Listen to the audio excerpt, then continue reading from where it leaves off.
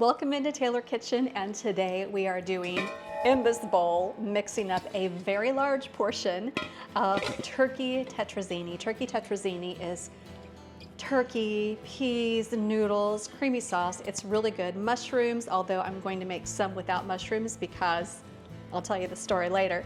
But I'm doing a shortcut version where everything gets mixed up in a bowl. You don't have to make a bechamel sauce and mix everything together. So you're gonna love this. It's gonna come together very quickly. And I start with the can of condensed soup, cream of condensed soup.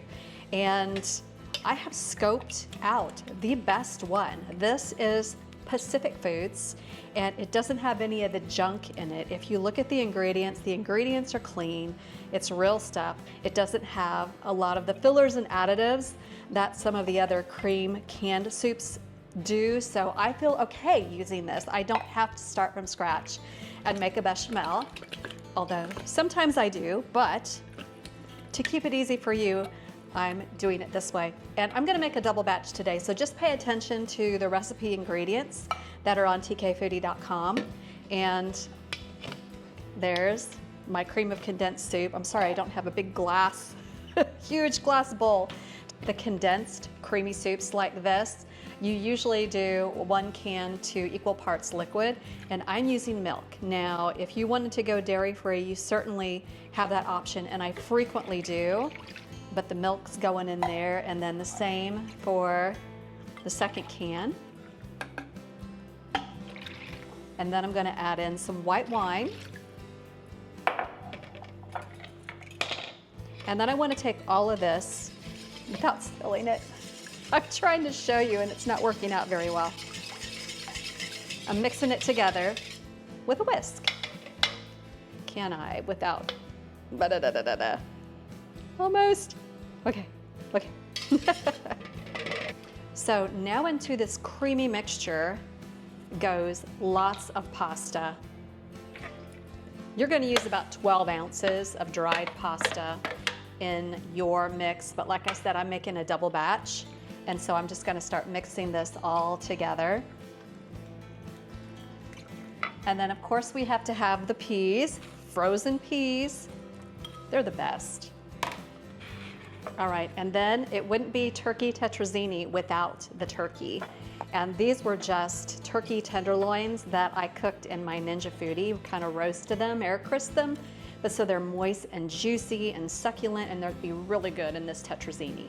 This looks like a great old school cafeteria lunch right now. And being that I whipped it up very quickly, quite helpful. Okay, now before I do my mushrooms, I'm going to do the cheese. So this is a mixture of Parmesan and Gruyere, and I'm gonna take about half of this for the interior.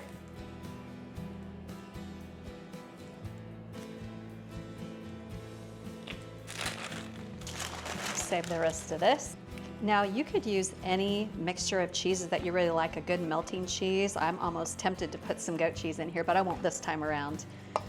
But just think about what you like and how you want your tetrazzini to taste. And now it needs some salt and pepper.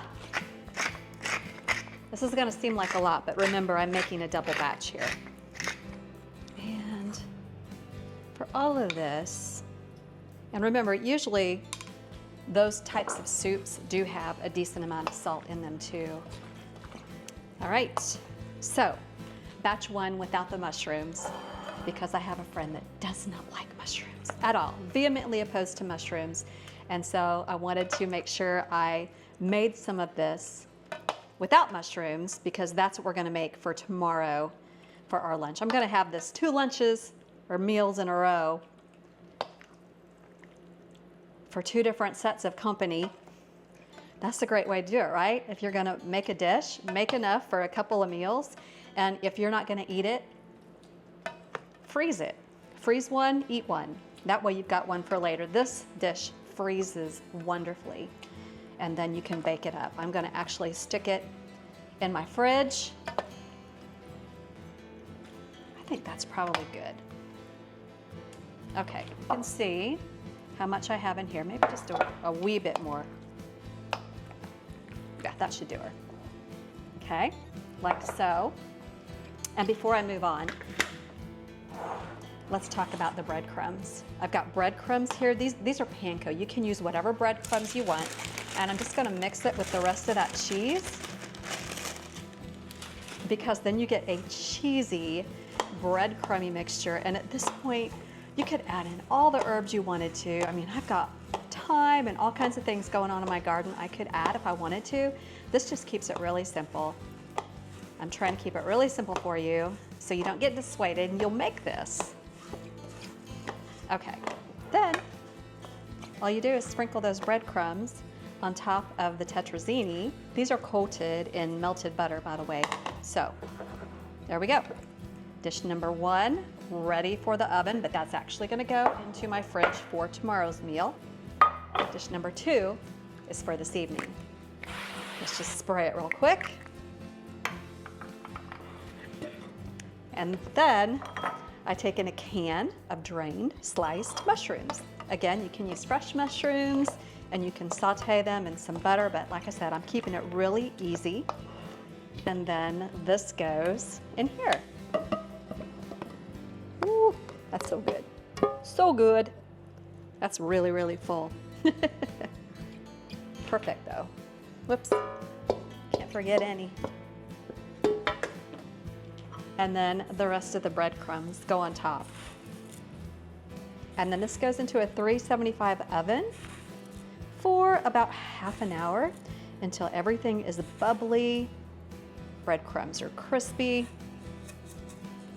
And I'm gonna put it in before my guests get here, and I hope I won't forget to video the end result like I have done so many times, because I get really excited when people come and we start talking and I forget that I filmed something that I wanted to show you the end result. So this will go into the 375 oven and we'll pull it out when everybody gets here. It's gonna be hot, bubbly, smell amazing, and be absolutely delicious.